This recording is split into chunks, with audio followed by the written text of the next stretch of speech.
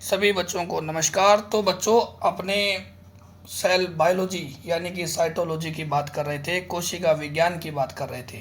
ठीक है, तो कोशिका विज्ञान को अपनों ने एंडो मेम्ब्रेनस सिस्टम तक पढ़ लिया था। ठीक है, थ्योरी तो अपने पढ़ रही हैं, थ्योरी के साथ साथ अपने को क्वेश्चन करने की भी ज़रूरत है, क्योंकि अपने एग्ज़ाम का जो पैटर्न रहने वाला है उसमें थ्योरी नहीं आएगी, उसमें आएंगे अपने पास एमसी क्वेश्चन।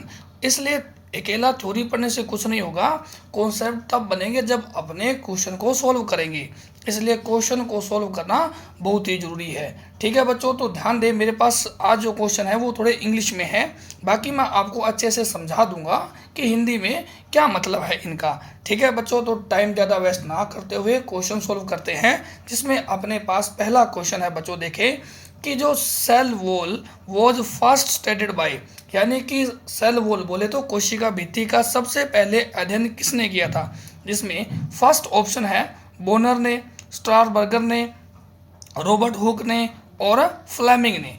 तो आपको ध्यान रखना है कि सेल वॉल का जो सबसे पहले अध्ययन है वो रॉबर्ट हुक ने किया था। ठीक है, और आपको ये भी पता रहना चाहिए कि सबसे पहले सेल को इसी ने खोजा था, सबसे पहले सेल को इसी ने देखा था, इसी ने देखा था। कब देखा था बच्चों? 1666 में कोरक की सेल को देखा था। और मैंने बताया था जब आपको पढ़ाया था कि कोरक में सुबेरीन का डिपोजिशन बोले तो जमाव होता है, इसलिए वो सेल जो रॉबर्ट हुक ने 1666 में देखी थी वो सेल क्या थी बच्चों?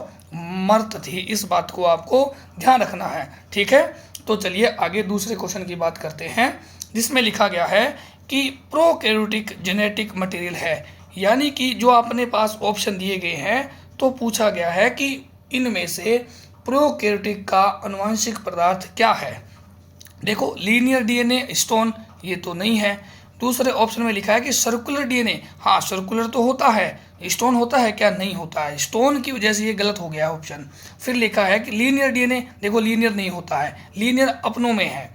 ठीक है, बोले तो ह्यूमन बींग में है, ये भी क्वेश्चन गलत हो गया। अब लिखा है कि सर्कुलर डीएनए विदाउट स्टोन, हाँ बिल्कुल सही बात है। 2 नंबर ऑप्शन देखो, स्टोन की वजह से ये ऑप्शन गलत हो गया था। अब लिखा है विदाउट, विदाउट का मतलब होता है नहीं होना, कि सर्कुलर डीएनए है जिसमें स्टोन नहीं होता है, बिल्कुल सही बात है। ठीक है, तो ध्यान रखना आज के बाद कि प्रोकैरियोटिक का जेनेटिक मटेरियल सर्कुलर होता है इस प्रकार से। ठीक है बच्चों, क्या होता है? सर्कुलर होता है, जिसमें स्टोन नहीं होता है, स्टोन एब्सेंट होता है। इस बात को ध्यान रखना है बच्चों। ठीक है, सर्कुलर होता है। अपनों में कैसे होता है बच्चों? इस प्रकार से लीनियर होता है, डबल स्टैंडर्ड होता है। ठीक है, ध्यान रखना। अब देखो आगे है पेरिट्राइकस बैक्टीरिया हैव फ्लैजिला। ठीक है, ये फ्लैजिला के बेस पर बैक्टीरिया को डिवाइड किया गया है, यानी कि कोई बैक्टीरिया होते हैं कि उनमें एक फ्लैजिला होता है, यानी कि ये मैंने बैक्टीरिया बनाया, इसमें एक फ्लैजिला हो सकता है। एक बैक्टीरिया ये बनाया, इसमें दोनों तरफ हो सकते हैं। एक बैक्टीरिया बनाया कि इसमें एक साइड बहुत ज़्यादा हो सकते हैं। फिर मैंने एक बैक्टीरिया बनाया जिसके पूरे शरीर पर बहुत ज़्यादा बैक्टीरिया मतलब कि फ्लैजिला है। ठीक है, और ये वाला जो कंडीशन है इसे कहते हैं पेरिट्राइकस, यानी कि एक ऐसा बैक्टीरिया जिसके पूरे शरीर पर मतलब कि फ्लैजिला है, जिसके पूरे शरीर पर क्या है बच्चों? फ्लैजिला है, तो उसे क्या कहोगे? पेरिट्राइकस कहते हैं। ठीक है, तो पहला ऑप्शन यही बोल रहा है कि ऑल ओवर द बॉडी, यानी कि पूरे शरीर पर फ्लैजिला है। तो अब आपको ये भी पता होना चाहिए कि ये जो फ्लैजिला है ये करता क्या है, फ्लैजिला का काम क्या है। यह बैक्टीरिया को गति प्रदान करता है, या फिर मैं कह सकता हूँ कि चलायमान, या फिर मैं कहता हूँ मोटिलिटी में हेल्प करता है। जैसे कि अपनों में पैर होते हैं चलने के लिए, उसी प्रकार से बैक्टीरिया में चलने के लिए क्या होते हैं? इसके पास फ्लैजिला होते हैं। ठीक है बच्चों, तो ये बात आपको ध्यान रखनी है कि पूरे शरीर पर अगर फ्लैजिला है तो उसे पेरिट्राइकस बैक्टीरिया कहते हैं। ठीक है, तो आगे चलते हैं। ड्यूरिंग कॉन्जुगेशन यानी कि संयुग्मन के दौरान bacteria attach bye mean of, यानी कि अब कॉन्जुगेशन हो रहा है। कॉन्जुगेशन का मतलब होता है कि एक बैक्टीरिया से दूसरे बैक्टीरिया में डीएनए का ट्रांसफर। कॉन्जुगेशन हिंदी में बोलते हो संयुग्मन। संयुग्मन, और संयुग्मन की डेफिनेशन क्या है बच्चों? एक जीवाणु से, एक जीवाणु से दूसरे जीवाणु में डीएनए का ट्रांसफर, ये क्या कहलाता है बच्चों? कॉन्जुगेशन कहलाता है। ये जो डीएनए ट्रांसफर होता है ना एक बैक्टीरिया से दूसरे बैक्टीरिया में, उसे प्लाज्मिड कहते हैं। क्या कहते हो बच्चों? प्लाज्मिड। और प्लाज्मिड की डिस्कवरी 1952 में लेडरबर्ग ने की थी। अब देखो, यानी कि एक बैक्टीरिया ये है, एक बैक्टीरिया ये है, इसका ये प्लाज्मिड है। अब ये इधर से इधर आना चाहता है, एक बैक्टीरिया से दूसरे बैक्टीरिया में। एक बीच में ट्यूब बनती है, वो ट्यूब पिलाई बनाती है, ठीक है, इसे बोलते हैं कॉन्जुगेशन ट्यूब। ये conjugation tube with the help of पिलाई, ठीक है, इसे कौन बनाता है? पिलाई बनाता है। तो ऑप्शन नंबर 2 हो जाएगा। अब देखो, हेयर तो चलो ठीक है, हेयर अरोम है। फ्लैजिला गति में सहायता करता है, सीलिया गति में सहायता करता है। सीलिया किस में होता है बच्चों? ये यूकैरियोट में होता है, इसका ध्यान रखना बच्चों। सीलिया किस में होता है? यूकैरियोट। और सीलिया पाया जाता है अपनी एनसीईआरटी के अकॉर्डिंग पैरामीशियम। किस में पाया जाता है बच्चों? पैरामीशियम में पाया जाता है, ठीक है। पैरामीशियम में क्या होता है? सीलिया होता है, जो कि गति में सहायता करता है। पिलाई का क्या काम हो गया? ये हो गया कॉन्जुगेशन में, संयुग्मन के। कॉन्जुगेशन बोले तो संयुग्मन में हेल्प करता है। फ्लैजिला तो मैंने भी बता ही दिया, फ्लैजिला गति में सहायता करता है, ठीक है बच्चों। तो ध्यान रखना कि कॉन्जुगेशन के दौरान बैक्टीरिया एक दूसरे से पिलाई की सहायता से चिपकते हैं, और कॉन्जुगेशन में एक बैक्टीरिया से दूसरी बैक्टीरिया में डीएनए का ट्रांसफर होता है, जिसे प्लाज्मिड कहते हैं, ठीक है। अब देखो आगे, according to Singer and Nicolson, यानी कि आपको याद आना चाहिए 1972 का, ठीक है, फ्लूइड मोज़ेक मॉडल, है ना, याद आया? उनके द्वारा which of the following are present in plasma membrane, ठीक है, बोला गया है कि सिंगर और निकोलसन थे, उनके अकॉर्डिंग मतलब कि क्या क्या उसमें पाया जाता है, प्लाज्मा मेम्ब्रेन में क्या क्या पाया जाता है। देखो सुनिएगा ध्यान से, सिंगर और निकोलसन ने प्लाज्मा मेम्ब्रेन की नेचर को बताया था, ठीक है। काइटिन और फोस्फोलिपिड, देखो फोस्फोलिपिड तो होती है परंतु काइटिन नहीं होता है। काइटिन किस में होता है बच्चों? ये होता है कवक में। किस में होता है? कवक में। अब बात ये चल रही है कि सिंगर और निकोलसन के अनुसार प्लाज्मा मेम्ब्रेन में क्या क्या पाया जाता है। काइटिन होता है? नहीं, काइटिन तो कवकों की कोशिका भित्ति बनी होती है। हाँ, फोस्फोलिपिड जरूर होता है। तो ये ऑप्शन गलत हो गया काइटिन की वजह से, ये तो नहीं जाएगा। अब देखो दूसरा ऑप्शन, इसमें लिखा है फोस्फोलिपिड। हाँ, फोस्फोलिपिड बिल्कुल होता है, लिपिड पाया जाता है, लिपिड की बाइलेयर है। एक्चुअल में वो लिपिड है कौन सा? फोस्फोलिपिड है, ठीक है। मैंने बताया भी था कि जो ये फोस्फोलिपिड है अपने पास कहाँ है, इसको मैंने बोला हेड, और ये हेड क्या है? ये पोलर है। पोलर क्यों है? क्योंकि इसमें फोस्फेट प्रेजेंट है, इसलिए इसे को मैंने बोला ये तो पोलर है। एक्सट्रिंसिक और इंट्रिंसिक प्रोटीन, हाँ बिल्कुल प्रेजेंट है, तो ये बात तो बिल्कुल लागू होती है, ठीक है। अब देखो इसमें लिखा है कि कार्बोहाइड्रेट एंड प्रोटीन, हाँ ये प्रेजेंट है, परंतु मोर करेक्ट कौन सा है? एक्सट्रिंसिक एंड इंट्रिंसिक प्रोटीन है। मैंने बोला था कि सुविधा के आधार पर प्रोटीन दो प्रकार की होती है, एक आंतरिक एक परिधीय होती है। सेल्यूलोज तो हो ही नहीं सकता, ठीक है, सेल्यूलोज होता है प्लांट में, इसलिए ये क्या हो जाएगा? गलत हो जाएगा। प्लांट की सेल वॉल में होता है, ठीक है बच्चों। तो ये ऑप्शन क्या जाएगा अपने पास? 2 नंबर, जिसमें phospholipid, extrinsic and intrinsic protein are present in the plasma membrane, ठीक है। चलो फिर आगे चलते हैं।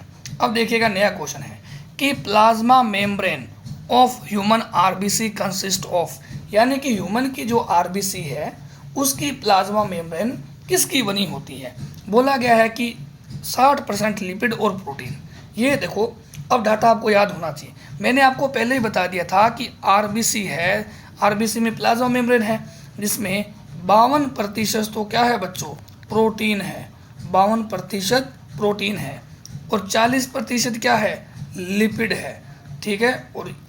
और 8% क्या पाया जाता है? जो बच गया है बाकी वो कार्बोहाइड्रेट है, कार्बोहाइड्रेट है। अब देखो 59 गलत हो जाएगा, 60 गलत हो जाएगा, 52% प्रोटीन, 40% लिपिड, ये बात तो सही हो जाएगी। फोर्थ देखो 42 प्रोटीन गलत हो जाएगा, पहले को देखते ही आंसर क्या आ जाएगा? 3 नंबर चला जाएगा।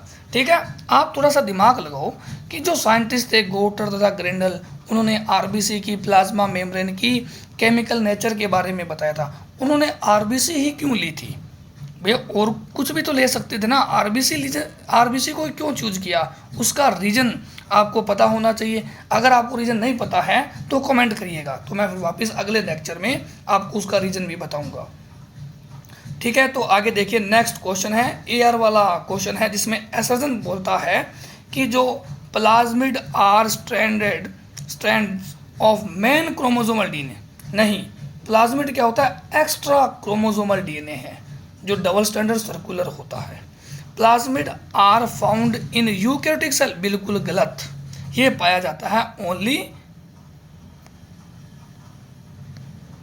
प्रोकैरियोट्स, बोले तो बैक्टीरिया में पाया जाता है। ध्यान रखना, प्लाज्मिड 1952 में लेडरबर्ग ने डिस्कवर किया था, ओनली बैक्टीरिया, बोले तो प्रोकैरियोट में पाया जाता है। दोनों ए तथा आर दोनों गलत हैं, तो ऑप्शन क्या जाएगा अपने पास कि ए आर दोनों के दोनों गलत है। ठीक है, ये देखो 4th number, A and R both are false.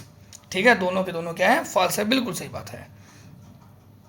अब देखो, peptidoglycan is abundant in cell wall of, यानी कि किसके सेल वॉल में पेप्टाइडोग्लाइकेन प्रचुर मात्रा में पाया जाता है। अब पता होना चाहिए आपको कि पेप्टाइडोग्लाइकेन है क्या। ये बैक्टीरिया की सेल वॉल किसकी बनी होती है, वो मतलब कि कंपोजिशन क्या है, वो पेप्टाइडोग्लाइकेन है। अब देखो, पेप्टाइडो का मतलब होता है प्रोटीन और ग्लाइकन का मतलब कार्बोहाइड्रेट होता है। जब आप इस पेप्टाइडोग्लाइकेन टर्म को बीच में से तोड़ोगे तो पता चलेगा प्रोटीन प्लस कार्बोहाइड्रेट को मिला के क्या बोलते हो? पेप्टाइडोग्लाइकेन। ये होती है सेल वॉल ऑफ बैक्टीरिया। ठीक है, बैक्टीरिया की सेल वॉल किसकी बनी होती है बच्चों? वो पेप्टाइडोग्लाइकेन की बनी होती है। प्लांट तो जा ही नहीं सकता और वायरस भी नहीं जाएगा, दोनों के पास, मतलब कि वायरस में तो सेल वॉल होता ही नहीं है, प्लांट की सेलुलोज की बनी होती है। अब बात है कि ग्राम नेगेटिव में है या ग्राम पॉजिटिव में है।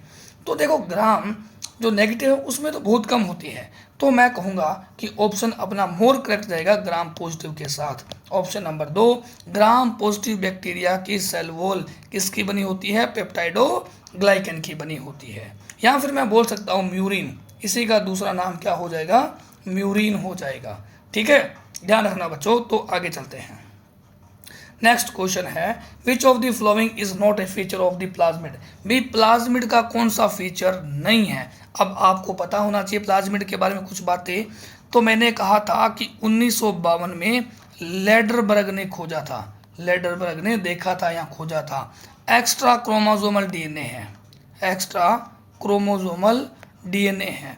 ठीक है, एक्स्ट्रा है भाई, एक्स्ट्रा है, मेन डीएनए नहीं है, मेन डीएनए नहीं है। फिर बोल रहा हूँ, सर्कुलर है। क्या है बच्चों? सर्कुलर। सर्कुलर का मतलब होता है वर्ताकार, गोल गोल।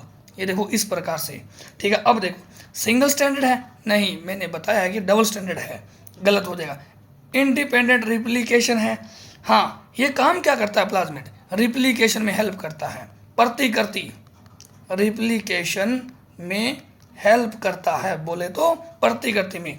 सर्कुलर स्ट्रक्चर है, ट्रांसफरेबल है, हाँ। अब देखो, मैंने पहले आपको बताया था कि कॉन्जुगेशन वाला क्वेश्चन, जिसमें 2 बैक्टीरिया है और एक बैक्टीरिया का डीएनए दूसरे में चला जाता है ना, जैसे कि ये चला गया, ये कौन सा जा रहा है? ये प्लाज्मिड ही तो ट्रांसफर हो रहा है, प्लाज्मिड ही तो एक बैक्टीरिया से दूसरे बैक्टीरिया में जाता है ना। जो मेन डीएनए है उसे अपने न्यूक्लियोइड कहते हैं। क्या कहते हैं बच्चों?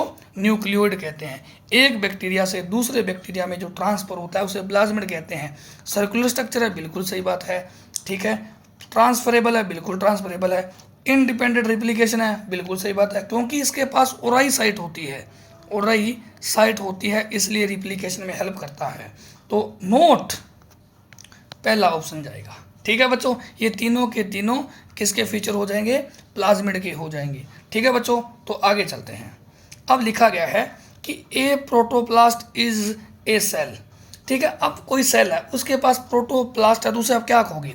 मैंने कहा ये कोई प्लांट सेल है, सुनिएगा ध्यान से, ये मैंने कहा प्लांट सेल है, जिसके बाहर वाली को सेल वॉल कहते हैं और अंदर वाली लेयर को प्लाज्मा मेम्ब्रेन कहते हैं।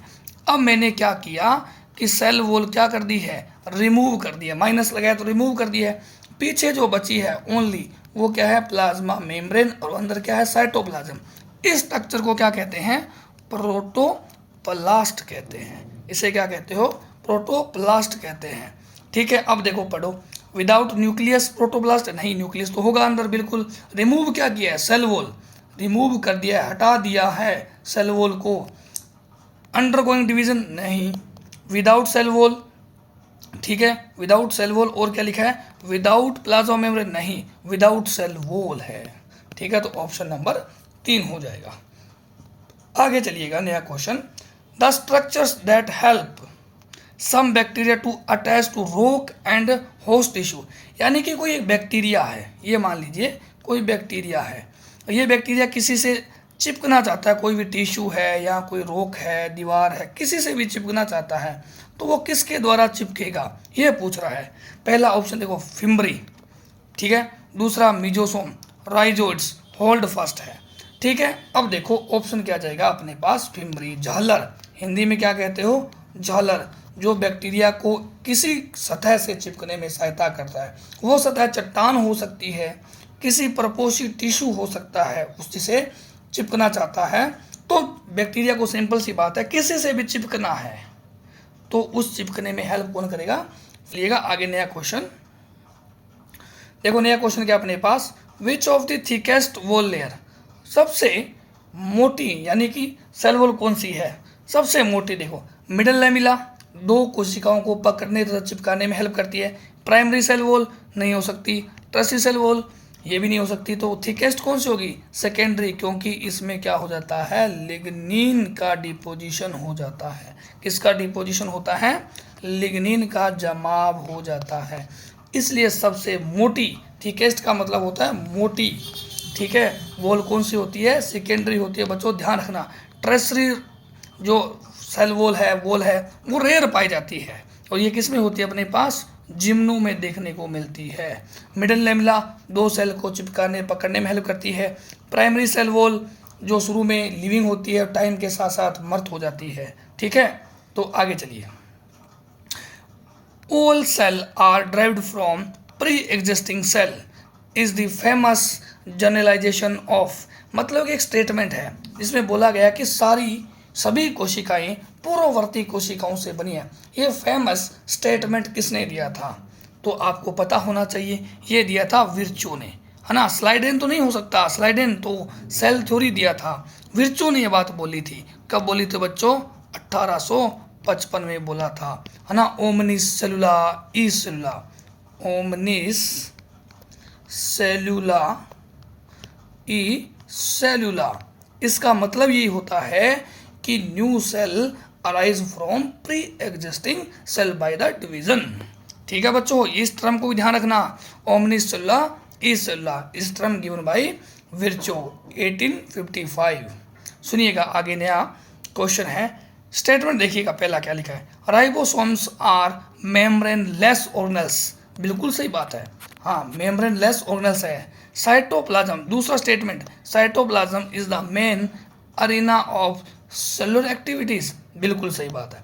ये यानी कि साइटोप्लाज्म ही मेन कोशिकीय सक्रियता या फिर मैं बोल सकता हूँ रिएक्शन होती है। ये देखो बच्चों, ये सेल है, सेल के अंदर क्या होता है, साइटोप्लाज्म, और साइटोप्लाज्म में क्या होता है, कोशिकांग होता है, और कोशिकांगों में क्या चलती है, डिफरेंट टाइप्स ऑफ रिएक्शन।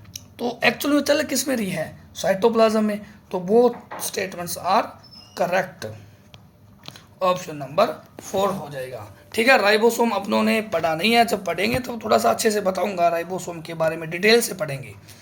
ठीक है, तो एक बार इतना ध्यान रखना है कि राइबोसोम मेम्ब्रेन लेस है, झिल्ली रहित है, और सभी कोशिकाओं में पाया जाता है। कोई फर्क नहीं पड़ता कि वो सेल प्रोकैरियोट है या यूकैरियोट है, यानी कि सब में पाया जाता है। प्रोकैरियोटिक सेल्स आर, यानी कि प्रोकैरियोटिक सेल कौन सी है, इसमें चूज करना है। बैक्टीरिया है, बिल्कुल सही बात है। ब्लू ग्रीन एल्गी है, बिल्कुल सही बात है। इसका दूसरा नाम क्या है, साइनोबैक्टीरिया है। क्या है बच्चों, साइनोबैक्टीरिया है। ग्रीन एल्गी है, बिल्कुल नहीं, ग्रीन एल्गी तो प्लांट है बच्चों। बैक्टीरिया है, बिल्कुल सही बात, green algae, blue green algae, बिल्कुल साइनोबैक्टीरिया का दूसरा नाम है।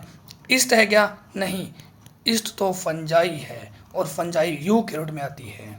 बैक्टीरिया है, बिल्कुल सही बात। ब्लू ग्रीन एल्गी बोले तो साइनोबैक्टीरिया, बिल्कुल सही बात। पीपीएलओ है, पीपीएलओ अपने पास दूसरा नाम क्या है, माइकोप्लाज्मा है। हाँ ये हो जाएगी, ये हो जाएगा। और बैक्टीरिया, ब्लू ग्रीन एल्गी ये तो है, प्रोटोजोआ नहीं है। प्रोटोजोआ तो क्या है, प्रोटिस्टा किंगडम में आता है, यानी कि सिंगल सेल्ड यूकेरियोट है, इसलिए ये गलत हो गया। ऑप्शन नंबर 3 चला जाएगा, ऑप्शन नंबर 3 चला जाएगा। यानी कि प्रोकैरियोटिक सेल्स में बैक्टीरिया, साइनोबैक्टीरिया, पीपीएलओ बोले तो माइकोप्लाज्मा आते हैं। अब देखो बोला गया है कि जो neutral solutes move across the membrane by the process, यानी कि लिपिड की बाइलेयर है, कोई न्यूट्रल मॉलिक्यूल है, ठीक है, ये अपनी उच्च सांद्रता से निम्न सांद्रता की ओर डायरेक्ट आ जाता है, यानी कि ऊपर क्या है, उच्च सांद्रता है, हाई कंसंट्रेशन, और नीचे की ओर क्या है, लो कंसंट्रेशन, ठीक है, ये अपने आप आ जाता है। तो यानी कि विसरण के द्वारा गति करता है। मैंने आपको बताया था, एक तो गैस, दूसरा पानी, और तीसरा मैंने कहा लिपिड के साथ साथ कोई न्यूट्रल मॉलिक्यूल है, वो अपनी हायर कंसंट्रेशन से लो कंसंट्रेशन विसरण के द्वारा, डिफ्यूजन के द्वारा गति कर जाते हैं। तो इसमें क्या जाएगा, ऑप्शन अपने पास सिंपल सीधा सा ए नंबर, ये चला जाएगा। ठीक है, फैसिलिटेड में होता है कि कोई हेल्प करे, और एक्टिव में होता है सांद्रता प्रवणता के विपरीत गति करे, ठीक है, ये हो जाता है। तो ऑप्शन नंबर फर्स्ट जाएगा। अब देखो, the eukaryotes do not include, यानी कि बोला गया है क्वेश्चन में कि यूकेरियोट में कौन सम्मिलित नहीं है। हाँ, प्रोटिस्टा है क्या, अभी मैंने बताया सिंगल सेल्ड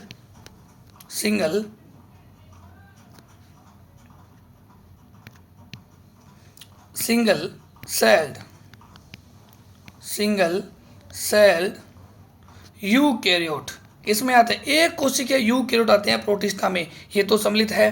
पीपीएलओ बोले तो प्रोकैरियोट है, ये नहीं जाएगा। Fungi you multi cellular eukaryote है। फिर बोला गया बोथ सेकंड एंड थर्ड, नहीं, अपने पास आंसर जाएगा 2, क्योंकि इसका रीजन है पीपीएलओ माइकोप्लाज्मा है, जो कि प्रोकैरियोट में आते हैं। प्रोटिस्टा सिंगल सेल यूकेरियोट है, जबकि फंजाई मल्टी सेलुलर यूकेरियोट है। ठीक है बच्चों, ध्यान रखना इस बात का। अब आगे देखिएगा, मैच द कॉलम, ठीक है, इसमें पूछा गया गलत कौन सा मिलाया गया, इनकरेक्ट बताना है।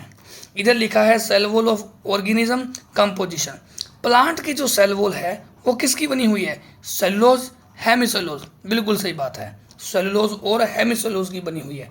एल्गी क्या है, लोअर प्लांट है, निम्न पादप है, ठीक है, तो निम्न पादप है, चाहे पादप तो है ना, जो पादप होता है उनके सेल वॉल का मेन कंपोजिशन सेल्यूलोज होता है, और ग्लैक्टन्स भी इनमें पाया जाता है, बिल्कुल सही बात है। बैक्टीरिया की सेलुलोज नहीं, ये तो प्लांट की होती है, तो गलत हो गया। और फंजाई की सेल वॉल काइटिन की बनी होती है, बिल्कुल सही बात है। तो अपने पास इनकरेक्ट पूछा है, इनकरेक्ट 3 नंबर चला जाएगा। और राइट कौन से है, पहला, दूसरा और चौथा बिल्कुल सही है। तो गलत पूछा है, गलत तो बैक्टीरिया है। बैक्टीरिया की सेल वॉल किसकी बनी होती है, पेप्टाइडोग्लाइकेन, अगर ये लिखा हुआ आता फिर अपना ऑप्शन थर्ड भी सही हो जाता। तो लिखा क्या है, सेल्यूलोज, तो गलत हो जाएगा। ठीक है बच्चों, तो आगे चलते हैं नया क्वेश्चन। तो ठीक है बच्चों, तो आज के लिए मात्र इतना ही, अब इतने ही क्वेश्चन अपने पास, तो मिलते हैं अगली क्लास में। देखो बच्चों, क्वेश्चन करना बहुत ही जरूरी है, बिना क्वेश्चन के कुछ नहीं होगा, इसलिए क्वेश्चन प्रैक्टिस जितना हो उतना ही अच्छा है। ठीक है बच्चों, तो मिलते हैं अगली क्लास में। अगर कोई डाउट रह गया है तो आप कमेंट करें, और कमेंट का रिप्लाई जरूर मिलेगा। ठीक है बच्चों, बाय।